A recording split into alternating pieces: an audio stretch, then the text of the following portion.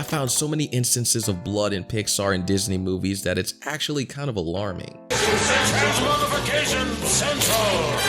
Can you feel it? For those of you who are unaware, I've been on a journey to find as much blood as I can in animated movies. On my path, I realized that DreamWorks and Disney feature blood completely differently. However, in today's video, I want to focus solely on Pixar instead of Disney. I want to figure out how Pixar movies handle blood. Do they handle blood as good as DreamWorks? You and I are going to get to the bottom of this thing together. Okay, so the first one I got for you comes from the movie Up.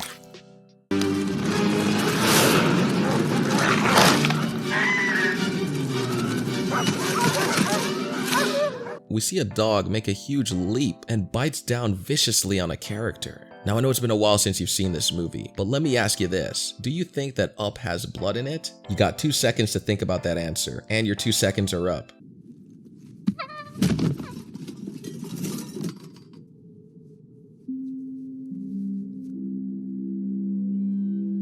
Would you believe me if I told you that this wasn't even the first time that blood was shown in this movie? If anyone were to walk away from a dog bite without so much as a scratch, it would make the scene just feel silly. I like how Pixar doesn't try to glorify blood. They made a scene that was already tense to begin with, now become even realer. I actually remember watching this movie in high school, and not only do I not remember there being blood in this movie or scene, but I also remember no one in the class having an uproar about seeing blood, which clearly proves that blood is not as shocking to children as big corporations think it is. Of course, done in moderation, that is. We're not getting into that Elsagate thing, okay? Anyways, another cool instance of blood comes from the movie Megamind. We see that the main character, Hal, is seen to be bleeding from his nose. While this is a minor instance of blood, it still counts. What's even more hilarious about this scene is that even after Hal was granted godlike powers, he's still apparently bleeding from his nose. I guess all the supernatural abilities in the world can't fix a simple nosebleed.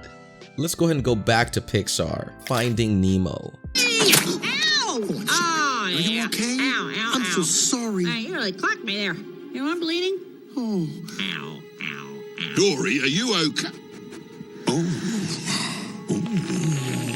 that's good. I love how beautiful the blood was simulated here. I wonder if Pixar was using the RenderMan software at this point in time, because this looks stunning for the year that this movie came out. The blood flows through the ocean so fluidly. The funny part about this scene was that the sharks in this movie were actually trying their best not to eat fish. However, just a whiff of Dory's blood causes Bruce to go insane.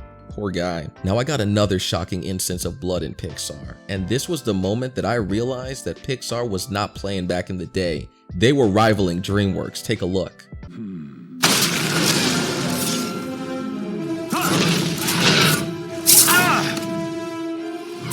Even with superpowers, Mr. Incredible is not immune to bleeding, just like the rest of us.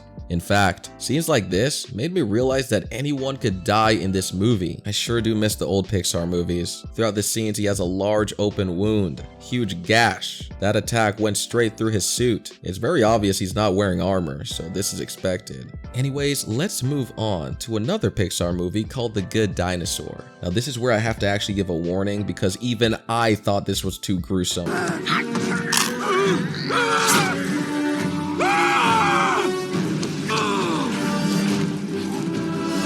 This was the most horrifying thing I've ever seen in a kid's animated movie. Especially coming out of Pixar? Are you serious? They made this? All the crap that people were talking about The Good Dinosaur when it came out made me realize I should probably form my own opinion instead of boycotting a movie based on opinions when I haven't watched it. Now, I'm not saying this was a perfect movie. I'm just saying it was not as boring as people were saying because that scene alone bypasses a lot of movies in terms of graphic imagery. Also, if you freeze the frame, you can see a dark red substance, which I'm assuming to be dried blood. If I am wrong on this and that's not blood, it might just be the texture, but still, the flesh was completely destroyed. Before I started doing my research, I really thought that Pixar would go down the Disney route with only having tame scratches, but no. Everything on this list I've shown you up until now is telling me a different story. Now enough of Pixar for now, let's get back to that DreamWorks. Let's take a look at the Ice Age, Adventures of Buck Wild. In a movie filled with dinosaurs, one would assume there would be a ton of blood, correct? Absolutely not.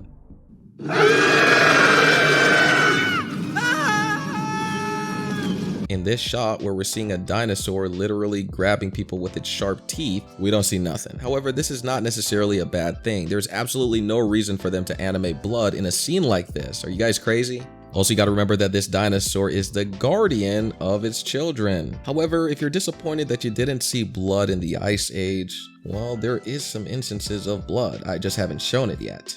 Anyways, check this out. This is dried blood. The tissue within a scar possesses networks of small capillaries, and thus it means that it is supplied with blood. At least that's what Google told me. So this counts. That is a huge gash of red, dried up blood. Not impressed? Well, let me show you an instance of fresh blood instead. I don't want you to touch it!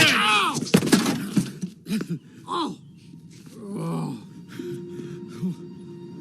When I told you that Up has a bunch of injuries throughout the film, I was not joking. Here we see another example. The man was just bashed in his head violently, left to bleed on the pavement, and our main protagonist savagely walks away and slams his door. You know, going back to that hit on the head, the construction worker actually made it worse when he touched his wound and rubbed it all over his head. Like, dude, why'd you do that? He spread the blood all over and possibly could have even infected himself. You know what? I think that Pixar handled blood pretty well in this film. It's just as good as DreamWorks. Remember, we saw instances of blood even in The Road to El Dorado, where it was literally relevant to the plot of the actual movie. See, like I said before, they're not just trying to shock us on purpose. There is a reason why they animate blood in some scenes and not in others. Now, I know you've been patient with me up until now. You really want to see if there's blood in the movie Inside Out. For this one, I'll let you be the judge of that.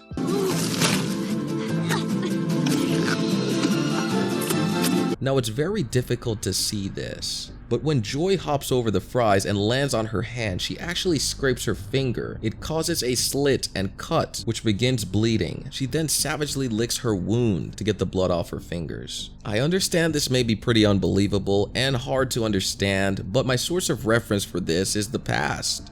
I realize that Disney movies love to use scratches and cuts. They do not like to run simulations on blood because that might be a little bit too far for Disney. They instead deal with a lot of scratches or after the fact instead of in the moment, if you know what I mean. So why wouldn't they be doing it here in Inside Out? I think that Joy landed on her fingers and it got cut, so she savagely sucked the blood away and kept it moving. Now one can make the argument that the fries are the culprit here, and after landing on her hands, she simply wanted to taste the salt on her fingers. However, this argument could also fall apart when you realize that she puts her hand on the dirty ground. What kind of person would lick their fingers after knowing it's been on the ground? That doesn't make any sense. Instead, I think she got cut from the concrete and licked the blood away. Anyways, I do wonder what's gonna happen in Inside Out 2. When Riley grows up, are there going to be instances of blood in the next movie? We've seen that Disney does not shy away from blood. Remember Mulan? She almost died in the movie. She was bleeding badly and losing consciousness. So in the future, we might see some blood return. Also, that scene from Princess and the Frog I showed you earlier, where the princess' blood is literally used for voodoo purposes. It looks like a tiny wound, but I know some people out there can't handle that stuff, and that's fair enough. What shocks me is the amount of blood the villain used to fill up his meter and gadgets. That is a lot of blood he took. Or maybe just that drop of blood was enough to activate the voodoo. You know, it's super easy to miss these things when you're watching a movie, but there's something I didn't miss. It comes from Tarzan. There's something I want you guys to check out real quick.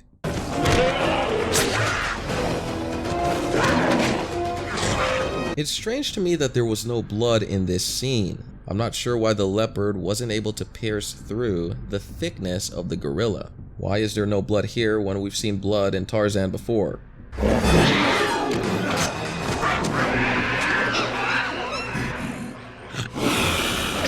Ouch, that's gotta hurt. His weapon made a clean cut. That has to leave a scar. But I am kind of confused at this scene because earlier we didn't see any blood on the gorilla, yet when Tarzan makes his appearance, he gets a clean cut, showing a lot of blood. Was the leopard just not strong enough? In real life, gorillas are OP, so I'm not necessarily sure, but don't leopards have extremely sharp claws?